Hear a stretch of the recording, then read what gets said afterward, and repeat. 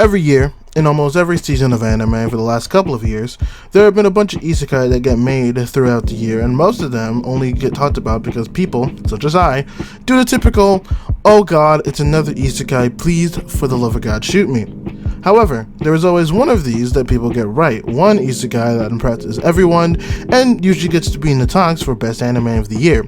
And this year, I'm pretty sure that isekai that it is The Rising of the Shield Hero.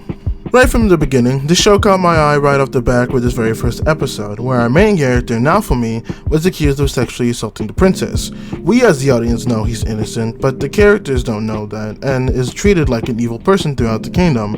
This sets a well-executed plot of having Naofumi not only go through his journey to get stronger and save the kingdom, but also go through it as this unsung hero of the four heroes summoned into this world.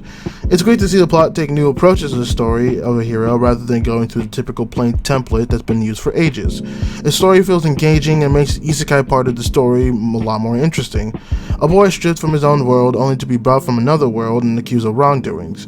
It makes the journey of the hero more compelling and makes the interactions he has harder hitting or more special depending on if they treat him well or not. The majority of the first arc was well done, but we don't really run into any problems until we get to the last couple of episodes of the plot. In the resolution of the show, Naofumi and his party, Raphtalia, Philo, and mine, all get the rumors cleared from them thanks to the Queen's help. While this scene was awesome and finally seeing the horrible girl, Malty, and the king get their comeuppance, I'm still conflicted on how to feel about this scene.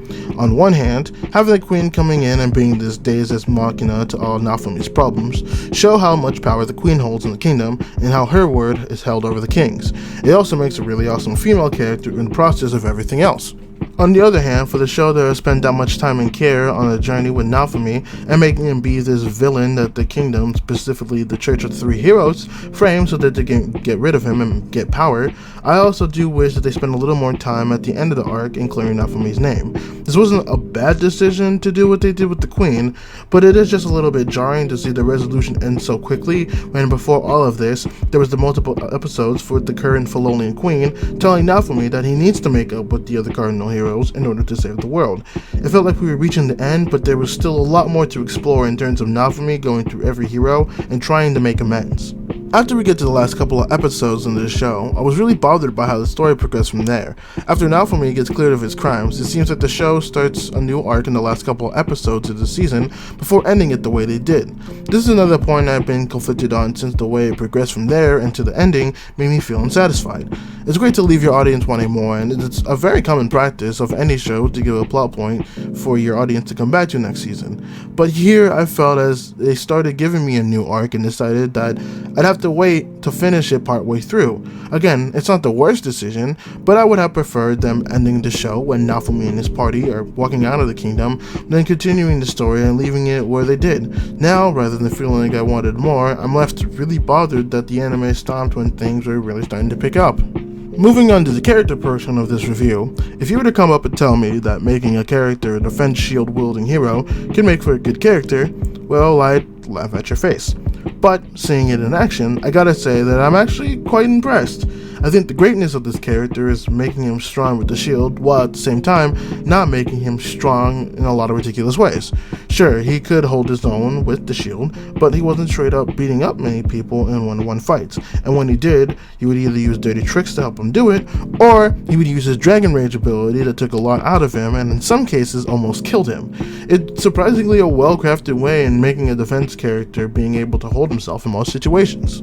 The rest of the party, Raphtalia, Philo, and mine, are cute, adorable girls who can kick some serious butt.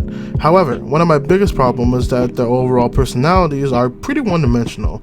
There is some character growth between all three characters, and all three girls are heavily impacted by the presence of Naofumi in the show, but the growth doesn't feel significant enough. There is an argument to be made for Raphtalia. I feel like we only get to see a few episodes of her growth though, when she's first introduced, and then she becomes more powerful and becomes Naofumi's protection, i.e. his sword, and then we get to see Raphtalia confront her past with her previous slave owner.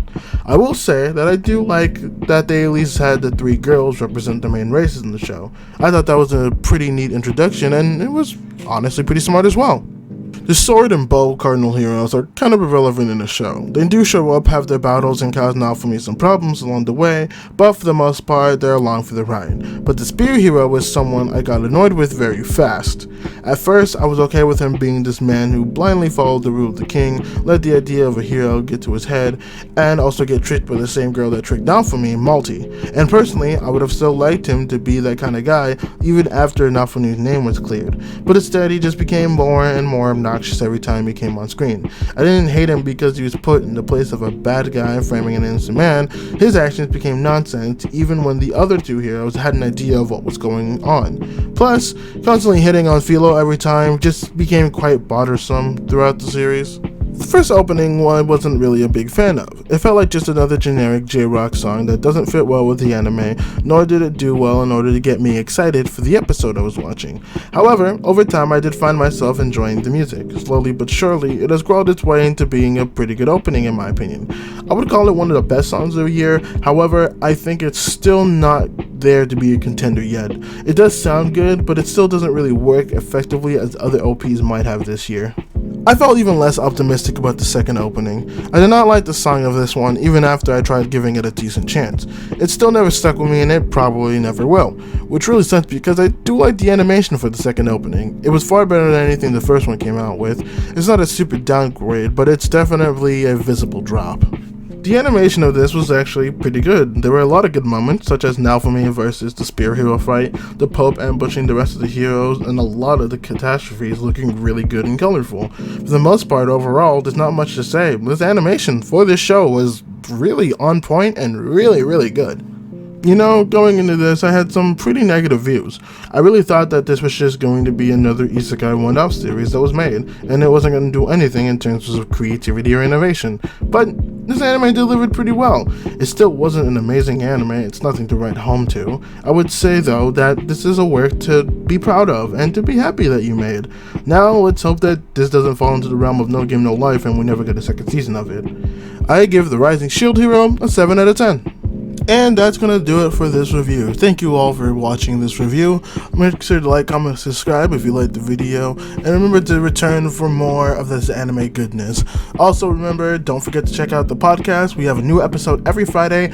And I will try to be streaming on this channel as of either Thursday this week or Tuesday next week. I am planning stuff out. But I do hope you enjoy what you watch. And I will see you guys next time.